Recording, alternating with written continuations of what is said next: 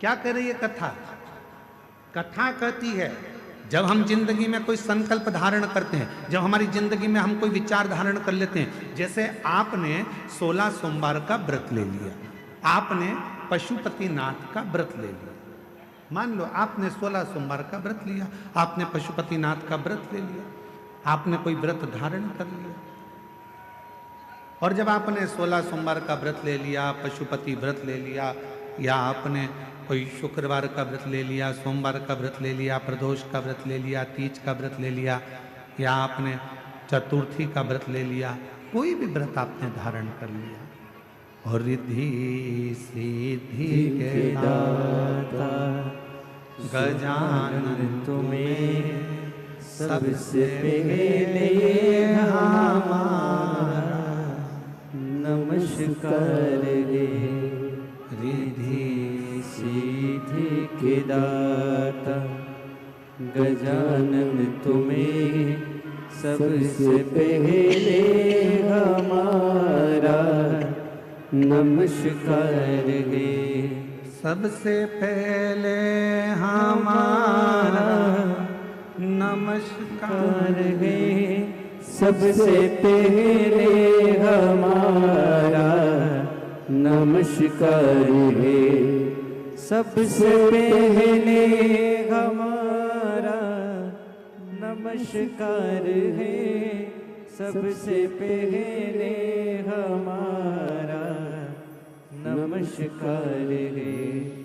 रिद्धि सिद्धि के दाता गजानन तुम्हें सबसे पहले हमारा नमस्कार है।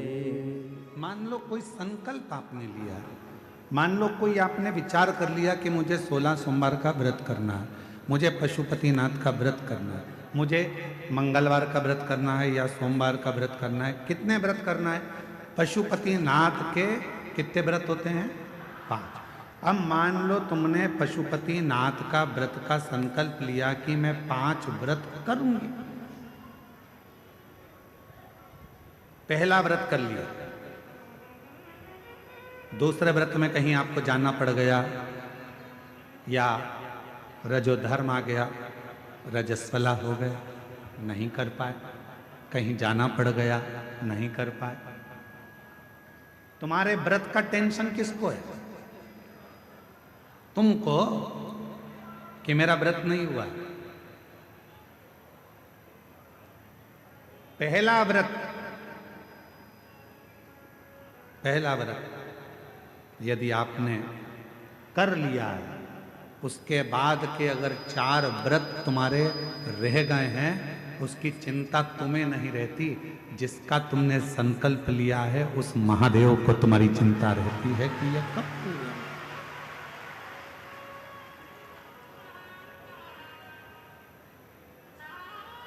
ये कब पूरे होंगे? कैसे पूरे होंगे, कब पूरे होंगे, ये उनको चिंता।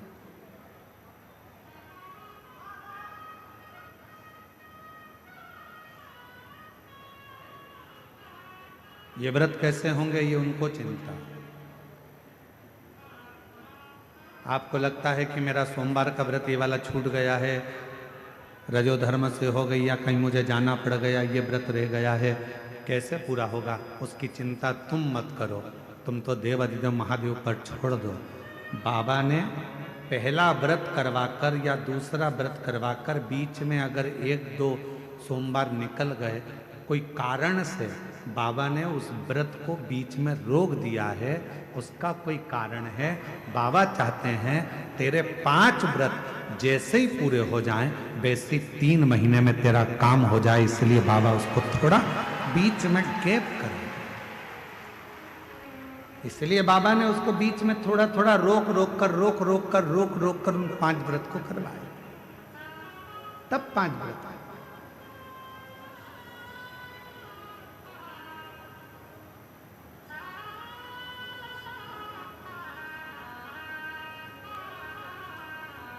इसलिए शिव महापुराण की कथा कहती है, जिंदगी का कोई भी पल, कोई भी क्षण, कोई भी समय आपके लिए हर समय, हर क्षण, हर पल प्रसन्नता का और समता का होना चाहिए।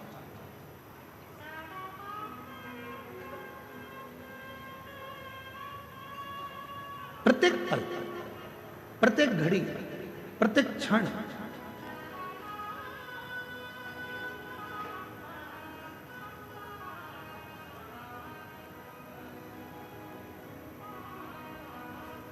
आप जब चाहो जब भगवान को भजो, आप जब चाहो जब शिव का स्मरण करो। इस हृदय में शिव समाहित है।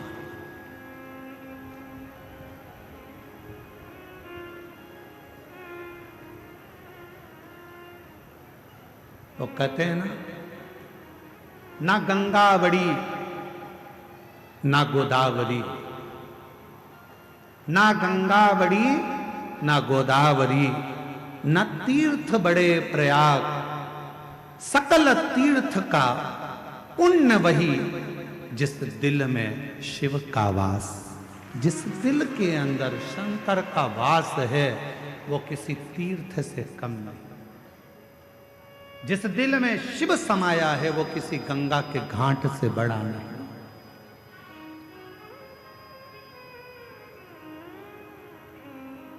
सबसे बड़ा तीर्थ कौन सा होता है? आपका हृदय, आपका दिल, आपका मन।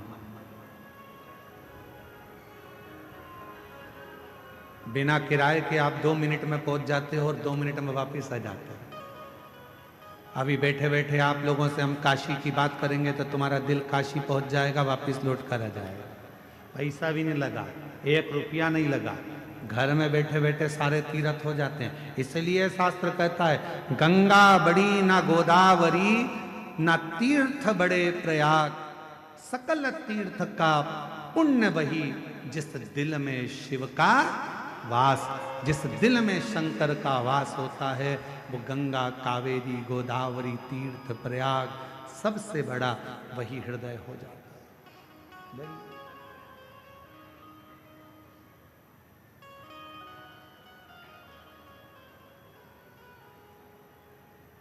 सकल तीर्थ से बस अपने मन में तुम समता का भाव, पार्वती जी के हृदय में, सती माता के हृदय में समता का भाव था। कितना सुंदर संवाद मां सती ने कहा। शिव महापुराण के सती संवाद को यदि आप श्रवण करें, शिव महापुराण के सती संवाद का यदि आप स्मरण करें, शिव महापुराण के सती संवाद को अगर आप सुने तो उसमें वर्णन आता है, माता सती अपने पिता दक्ष प्रजापति से कहती हैं, पिताजी तुमने मुझे जन्म दिया, रति को जन्म दिया, 60 कन्याओं को जन्म दिया, ये मेरी रोहिणी भी बहन है, ये रति भी मेरी बहन है, इतनी बहनें हम एक साथ हैं। आप